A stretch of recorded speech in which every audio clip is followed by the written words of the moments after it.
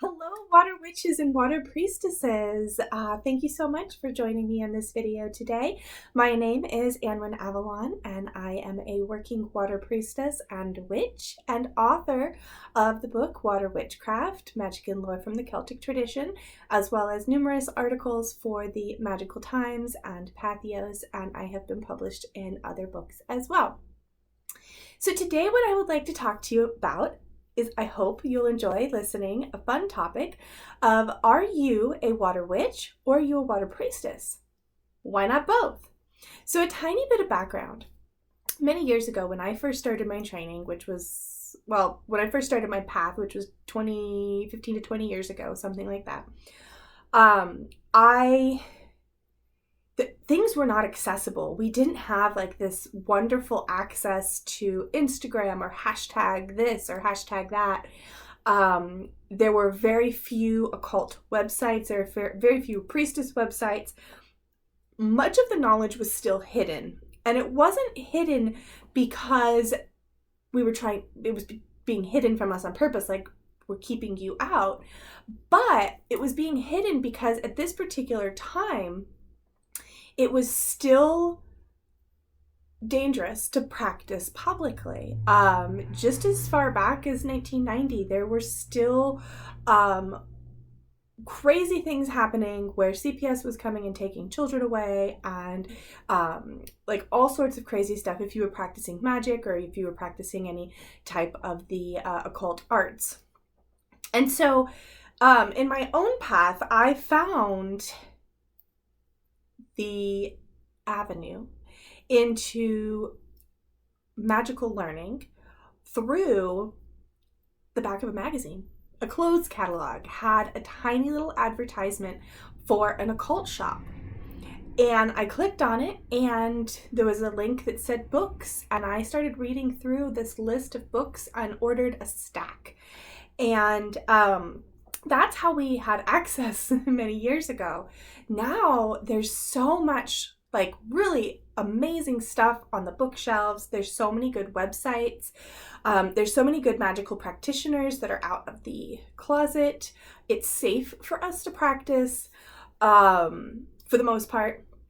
I still do know some witches and priestesses that because of their mundane job and what they do in the mundane world, they do still have to keep themselves quite secret. And so during kind of this time frame, 90s, early 2000s, is when I started to kind of like notice that I had a draw to these things. I had my first tarot reading, got my first tarot deck, and later on, I started collecting crystals and doing just like some real basic work. And that's when I found the books and I ordered those and started practicing. But time went on, several years actually went on.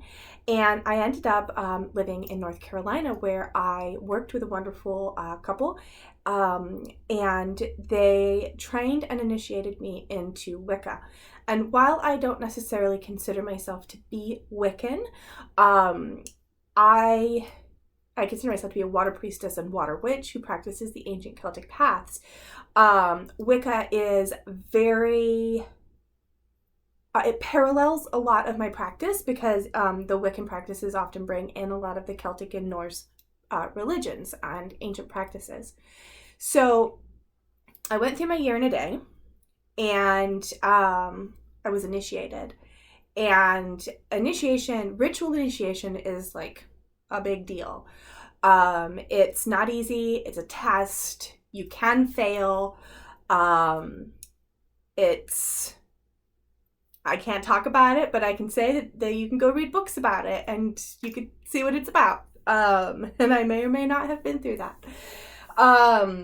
But initiation for me was important because it not only meant that I had achieved something, but that I had the respect of my teachers and that I was now seen as somewhat of a peer. And so I could then step out and start teaching. And this is when I formed my first, not my first circle, this is when I formed my first successful circle. I had been part of circles and I had started circles, but I was successful now after I had been through this really intense training. And think of a 3-ring binder. And my training manual was about this big in a 3-ring binder. So if you can imagine, that's a lot of material to learn. And that's just the written material. That's none of the hands-on stuff, which can only be taught in person. You can't learn a group ritual as a solitary. You have to have kind of that experience. But anyways, I'm totally sidetracking. So when I was initiated as a witch and priestess. And so that is my background. And so that's why I identify as both. It was never witch or priestess. It was both. And through Wicca, the priestess is seen as the witch and the witch is seen as the priestess. Side note, Wicca is only one path. There are goddess traditions, there are goddess paths, there are non-Wiccan traditional witchcraft paths, there are many Wiccan paths, and there are many, many, many non-Wiccan paths that are closed practices. There's voodoo and hoodoo and tons of the African practices that are all very similar and have their own pathways to priestess or witch or nun, because some groups don't have that, like the Sisterhood of Avalon. They do not have a priestess. They don't have an official priestess program where you can train to become a priestess, whereas the Glastonbury Goddess Temple, they are a priestess program. Now, side note with the Sisterhood of Avalon, they do have a lot of wonderful training programs, and I've been through them and they're great. So what's the difference between a witch and a priestess? Well, that's a good question. For me, there's no difference. A little bit of a difference. When I think of myself as a witch, I see myself practicing a lot of hands-on magic. I'm doing a lot of charms and spells and enchantments. I'm creating talismans. I'm creating charm waters. I'm using waters. For me, it's very folk magic practice based. So floor washes and ritual baths, nature practices, practicing out in nature. But the most important thing is spirit work, at least for me. And that's working directly with the water spirits, local bodies of water. Now, the priestess side, when I think of priestess work, it's very, very similar, but I see it a little bit more as in service to the water. And while I may do things like create floor washes and charm waters and make charms for my clients or my students, or charm waters, or teach people how to make charm waters, there's a ritual facilitation aspect about it. And my personal practice has a lot more of community under the priestess work, where witchcraft is very individual or individually working for another individual. I work as a village witch, and so I do offer many different services to my local community, and they are often things like, curse removal and energetic blocks and cleansing, resetting people's energy. And all of these practices fall under both the priestess and the witch. Now, the priestess, the definition of a priestess is one that facilitates non-Christian religious rites. And so this goes back to the ancient Celtic priestesses, the Norse, the Greeks, the Romans, and the priestesses that practiced in Egypt and, in ancient times. And so anyways, I got sidetracked. So it goes back to these practices and this connection that they had to the goddess the god or the god that they served. Within a modern context, modern witches, modern priestesses, and a good handful of witches will work with or in service to a specific deity or deities. For example, my work is in service to the water spirits, which often can that's a container word for mermaids, lake ladies, and such, but also the great water goddesses. And in this case, I'm going to use Sulis as the example. And so for me, there is a reverence, a worship, and a connection with a higher power and a higher watery power. And so in this case, water goddesses. Now, witches work with goddesses as well. So again, where's the difference? You may find witches working in reverence or as a priestess does, honoring a goddess or a water goddess through a shrine, but you also may see them making pacts.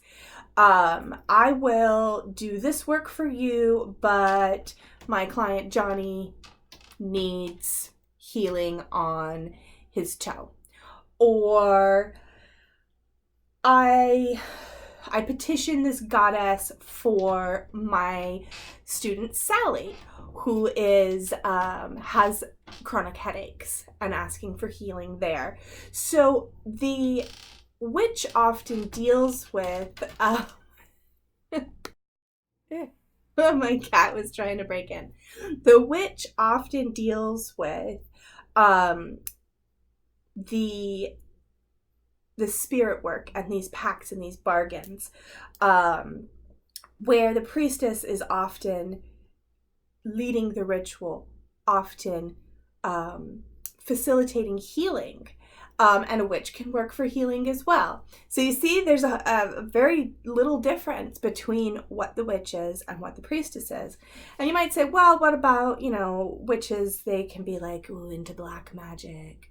First off, there's no such thing as black magic. So you can just get rid of that. There is baneful magic and there's positive magic.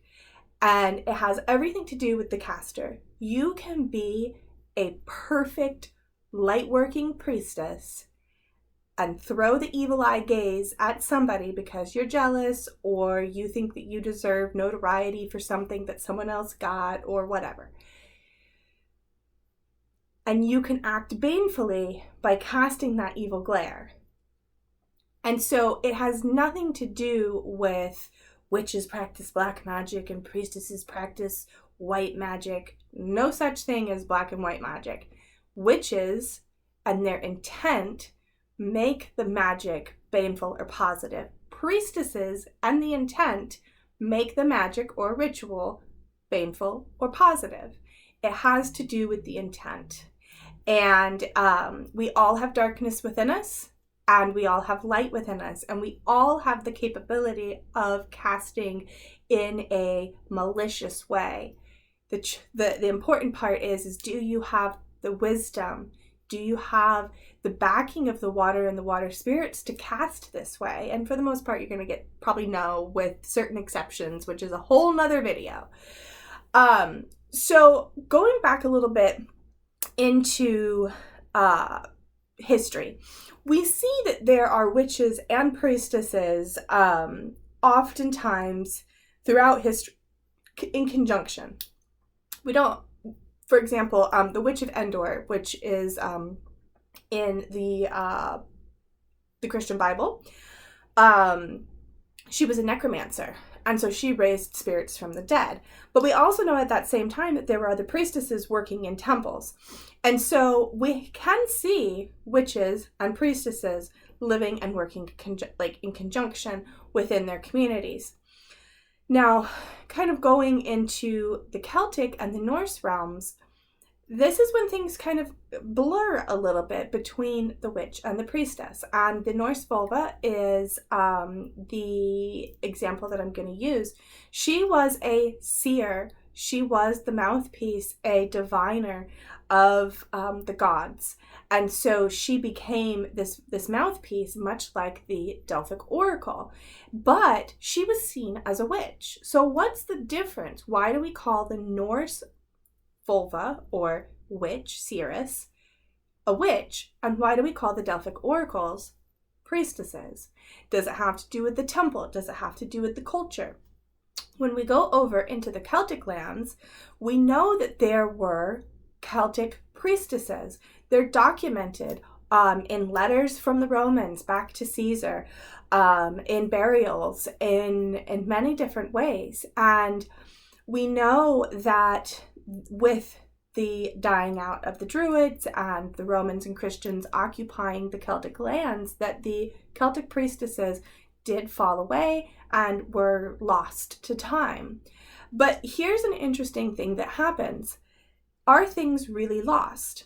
I was talking on my live stream today about ancestral priestesses and trusting the memories that we're getting from our ancestral priestesses, or our ancestral bloodlines, or these memories that we have from other priestesses, and how to practice.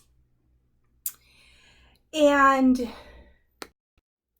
so we have these memories of these ancestral priestesses and how they practiced, and we somehow can recall them, or when we practice in these similar ways, they seem familiar.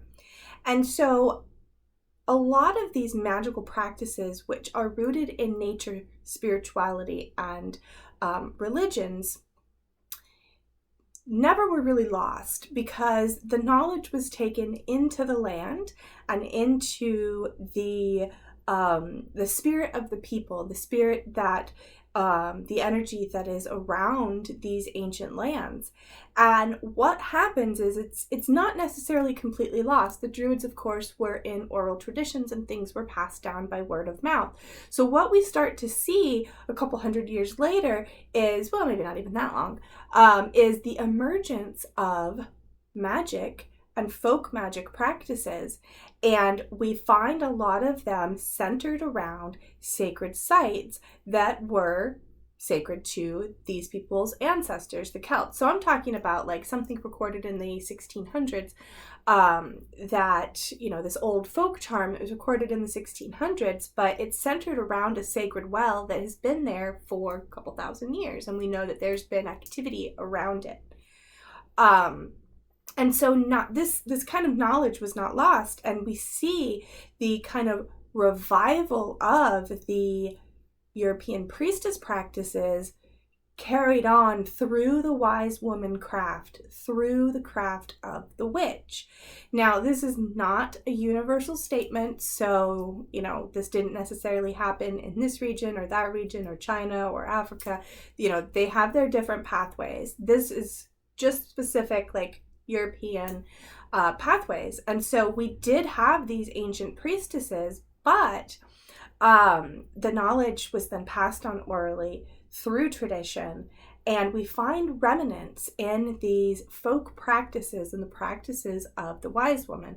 Now, we also have really cool texts that also talk about things like the priestesses of the Isle of Senna, the priestesses of the priestesses of Avalon, the you know, creatures like the Corrigan, which have very similar priestess elements. And we know throughout like Rome, the Celtic, Roman, Gaul world, that there were temples and that there were priestesses and sacred water sites were worshipped. And so we can also pull a lot of the archaeological information from here to see what was found at the temple, what kind of archaeological artifacts were found there. And you might be like thinking like, I don't necessarily want to go through and, you know, read archaeological records, and that's fine. You don't have to. I'm a little bit of a nerdy person because when I did my anthropology degree at ASU, I did an internship, and that internship was the ritual use of plants in Mayan cave remains. And I went through ash with a little tiny thing looking for little bits of something that I could identify and say, this is a piece of corn. The Mayans were obviously burning corn as offerings in these caves for their deities. And this happens with other people as well. And so I can go and I can read their reports and say, oh my gosh, they found amber beads adorning this Celtic priestess. Well, clearly amber is sacred to priestesses. They found this staff with this Norse seer. Clearly there's something important there. And we can get kind of these clues from it. But what we find is, as we look at the archaeological record and compare them with modern folk practices and all the little tiny dots in between, what happens is we find that the ancient priestess practices were just shifted, and then they were still being used by the witches in Europe. And of course, like the priestess practices, which were, wiped out during the Christian occupation and the witch trials, they tried to wipe these practices out again. And that's when they went underground and into the folk magic practices. And this is where we start to see divination at wells in the Celtic folk practices from 1718, 1900s. But we know for a fact that that was being practiced in ancient Greece as well. So we've got these ties. But it's interesting because it's the witch and folk magic practices of the wise woman and the witch from 16, 17, 18, 1900s that really give us these clues into these ancient Celtic and European ancestral priestess practices, because they are the remnants. And so even though we have kind of patched them back together like a quilt, they are still a full thing. And yeah, there might be pieces missing, and we might not be practicing exactly the same way that, a priestess 1,000 years ago was, but we can still seek to pull from their wisdom and the knowledge. And sometimes we can pull from the knowledge and wisdoms that they passed on through these folk magic and witchcraft practices. Now, this is a lot longer of a video than I thought it was going to be, so I'm going to go ahead and finish up here. So I just wanted to say that for me, there is no difference between a witch and a priestess. As verbs, witch and priestess, they definitely take on a slightly different meaning, but as nouns, to me, that they're pretty much exactly the same, and it was something that I achieved and earned together. But I just will reiterate that this is not the only path. This is not the only way. This just happened to be the pathway that I took because at the time it was the mainstream, most accessible pathway. And, there's so many different ways now. And I think the most important thing, whether you identify as witch or whether you identify as priestess or both, is that you are doing the best that you can for your craft, for the water, and the spirits that you are dedicated to and serve and work with. And that you're just making a constant daily effort to revive your practice, continue to learn, continue to do your shadow work, and grow into whoever you are. And ultimately, when it all boils down to the end of, are you a water priestess or water witch, they're labels.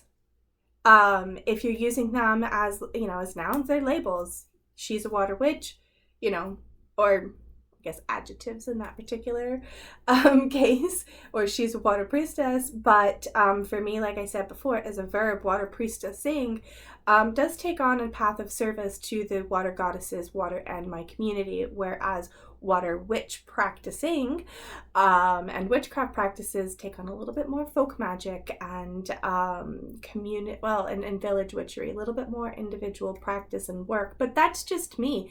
And if you ask me this question again in 5 years, I bet you it will change and differ, because like water, we are always in constant motion and constantly changing.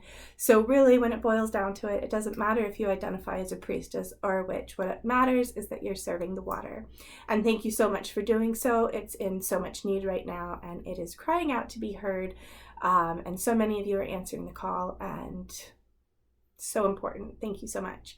So Anyways, I hope you enjoyed this fun video of me just kind of rambling around about water witching and water priestessing. But if you would like to know more, I have more information on my websites, which are waterwitchcraft.com and waterpriestess.com. And I hope that you have enjoyed this video, and I will see you next time. Thank you. Bye.